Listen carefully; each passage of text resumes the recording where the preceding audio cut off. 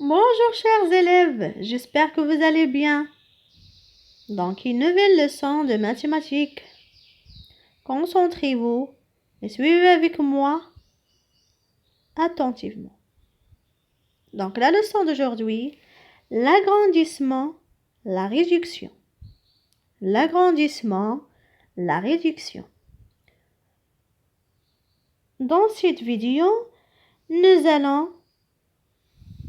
allons apprendre comment agrandir et réduire des figures sur le quadrillage. Et aussi préciser le rapport de réduction ou d'agrandissement d'une figure. On passe à calcul réfléchi. Prenez vos cahiers et notez. Calculez 8 fois 2, 8 fois 4, 8 fois 6. Alors, je donne 10 secondes pour calculer. Réfléchis bien. Bien sûr, la table du 8.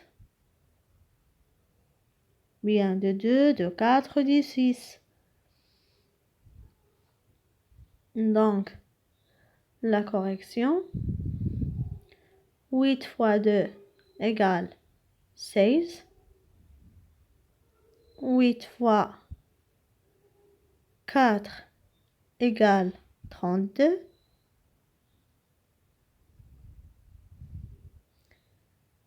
8 fois 6 égale 48. Très bien pour tout le monde. Me dit, maîtresse, j'ai tout vrai. J'entends vos voix. Donc, je découvre.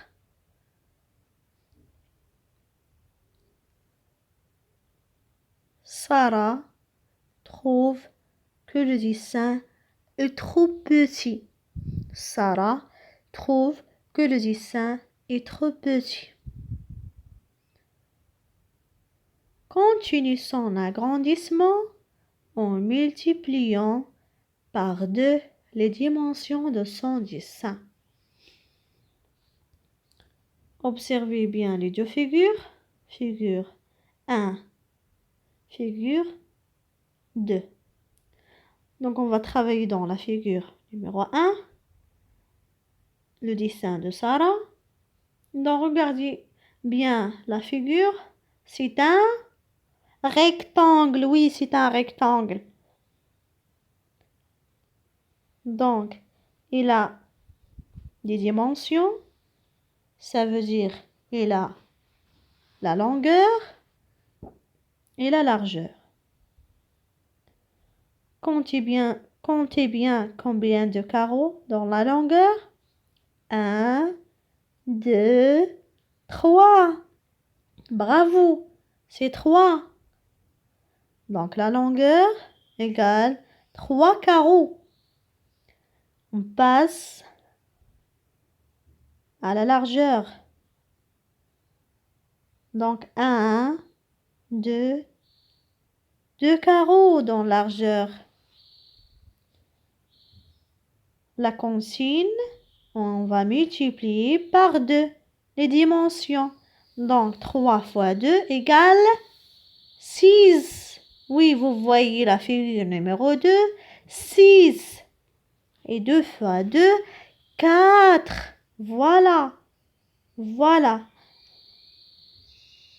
Observons la figure 2. Ces dimensions sont le double de la figure 1. On dira que la figure numéro 2 est la reproduction de la figure 1. On a donc multiplié toutes les dimensions par 2. Donc, 2 est le rapport ou le coefficient d'agrandissement. Donc, quand je dis rapport, c'est le coefficient, la même chose. On passe maintenant, pour bien illustrer cette leçon, à l'exemple.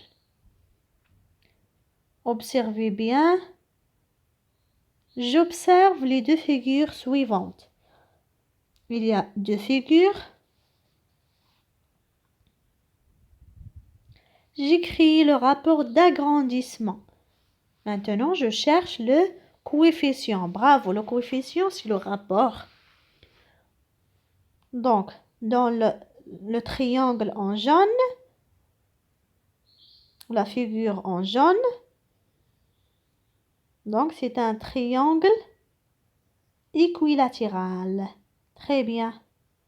Donc, je dis que équilatéral, ça veut dire, bravo, 3 côtés égaux. Donc, 2 carreaux, 2 carreaux, 2 carreaux.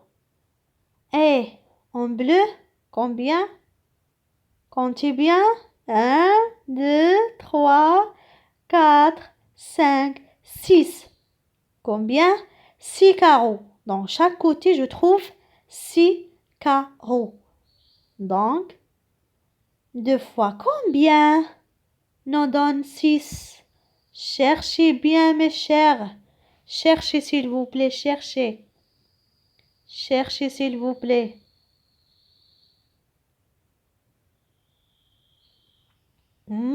Vous avez trouvé? 6 fois. Bien sûr, c'est 6 fois. Je cherche.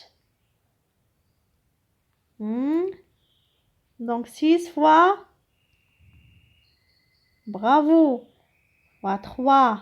Donc, je dis que 3, c'est le coefficient ou bien le rapport d'agrandissement. Et la même chose pour la réduction. La même chose, s'il vous plaît. C'est la même chose. Donc, on passe maintenant à retenir tout ce qu'on a vu dans cette science. Donc, on a vu la figure agrandie ou réduite conserve la même forme.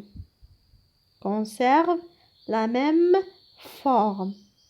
Le coefficient d'agrandissement ou de réduction est aussi appelé le rapport de réduction ou d'agrandissement.